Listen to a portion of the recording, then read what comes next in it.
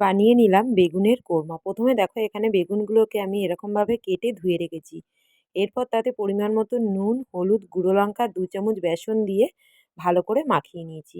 এরপর কড়াইতে দেখো সাদা তেল গরম করতে বসিয়ে দিয়ে বেগুনগুলোকে ভালো করে লাল লাল করে ভেজে তুলে নিচ্ছি। এরপর ওই একই তেলের মধ্যে গোটা জিরে ফোড়ন দিয়ে বেশ খানিকটা কেটে রাখা পেঁয়াজটা দিয়ে দিচ্ছি।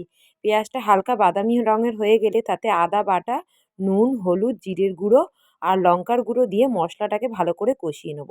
মশলাটা কষানো হয়ে গেলে ৪ চামচ মতন ফ্যাটানো টক দই আর ১ চামচ চিনি দিয়ে আবারও ভালোভাবে নাড়াচাড়া করে নিচ্ছি।